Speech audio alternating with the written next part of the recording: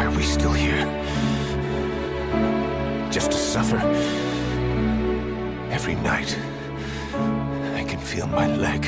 What's up, guys? Greater Marlin here, and today I'm going to be reviewing Ant-Man and the Wasp. Spoilers for Ant-Man and the Wasp, because I do spoiler reviews. I cannot do a review without spoiling stuff. So, let's talk about it. So, Ant-Man and the Wasp, it was a good movie. Now, would I consider it better than Infinity War? No, not at all. It does not reach the expectations of Infinity War. It doesn't reach those levels at all. I wasn't hyped for this movie. I was like, yeah, cool. Ant-Man and the Wasp.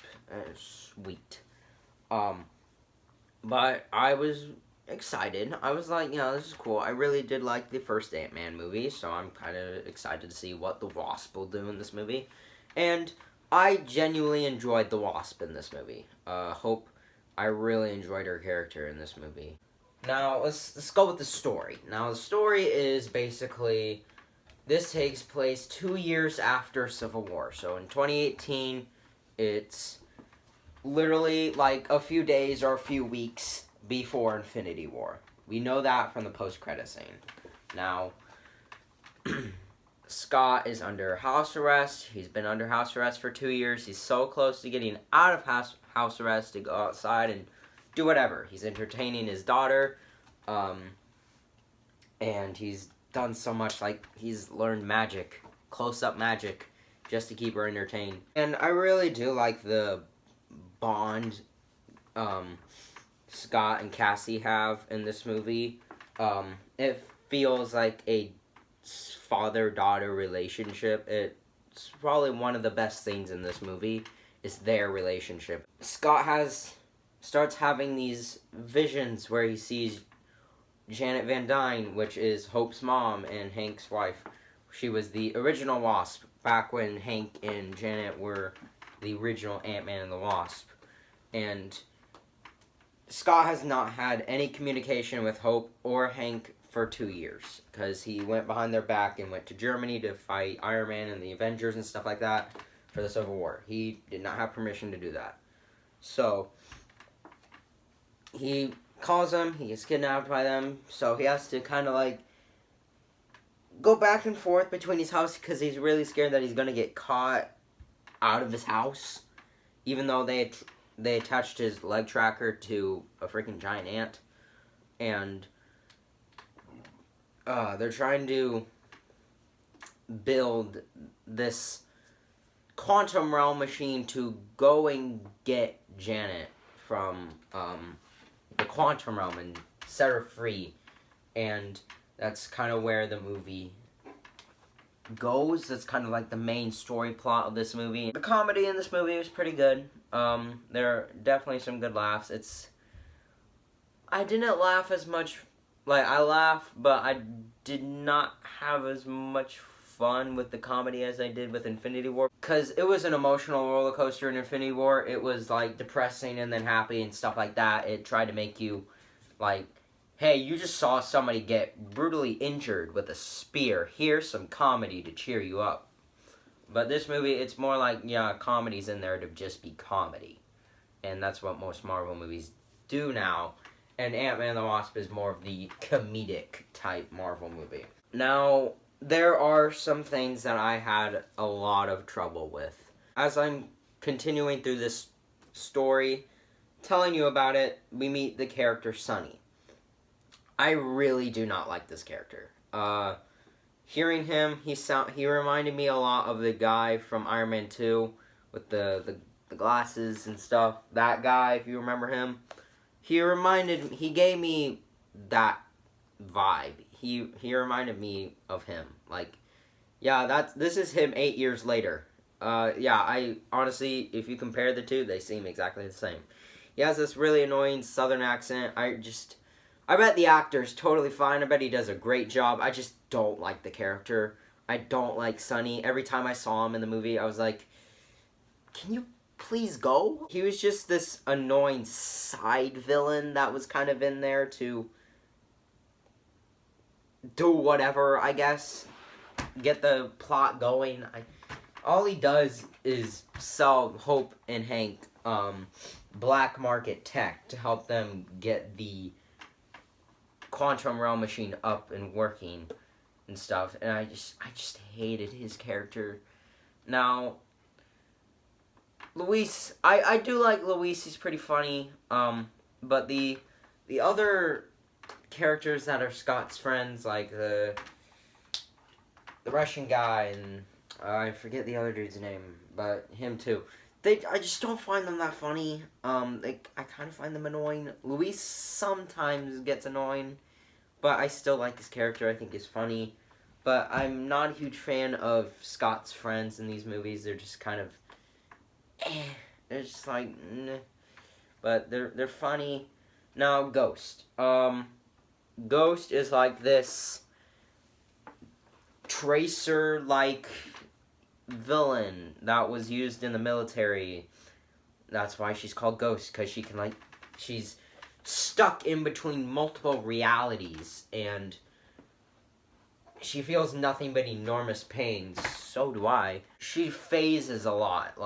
She just appears, disappears, and, you see, a shadow of her, and then they just come back together. It's like there's these different realities. You're watching 15 different realities occur while she's moving. Just walks through stuff. She's stuck in between multiple realities thanks to the quantum realm. And apparently, her father, I did not know this, is Egghead. Egghead is basically Egghead. He has a freaking egghead. And he's a Ant-Man and the Wasp villain. So, I did not know that. So, the bald dude, that's Egghead. So, did not know that. So, we will not be seeing Egghead anytime soon, because he is dead. So that's kind of how she got her powers, is from the quantum realm machine blowing up, killing her parents and stuff like that, but she was totally fine. But was Ghost better than Thanos? No way. She wasn't. She was definitely a forgettable villain. Now, I told you how to make these villains great is focus on their backstory and make me believe what they're doing is right. But they did that. Now that I think about it, they told us her backstory. They told us the reason why she's doing this is to not feel this pain and not be stuck in between multiple realities and just be a normal human being. But it's not interesting. Thanos is just something about Thanos is so good. It's something, whatever they do with these villains to make them likable, it's something. You hate them, but you really like them. Like Killmonger, Loki, you hate him, but you really like them. Thanos, I hated him, but I really liked him. I really did like him in that movie. Ghost, I just really didn't care for her. I just did not care. So, her villain, her character, kind of a meh, don't care. Now, they get Janet. She somehow, now that I think about it, how did she get these new clothing? All this new clothing. She has, she made this, little robe around her or something. She made a spear out of her freaking wings and stuff like that. She now has powers thanks to the quantum realm for being in there for 30 years. She heals Ghost just by touching her head. They could have done something a lot better with that plot where, you can either do this, save yourself and kill Janet, or you can do this and Janet can help you and stuff like that. They could have done a lot better, but doing just the whole face-touching thing felt like lazy writing. And still, that just doesn't make me like Ghost's character, and honestly, I don't want to see her again, but maybe we will. Who knows? Now,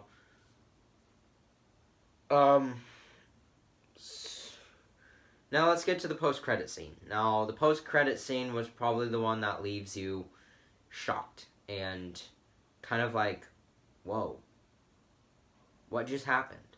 So, I was like, okay, so that Avengers 4 poster type concept art for the movie was revealed, showed every Avenger that survived.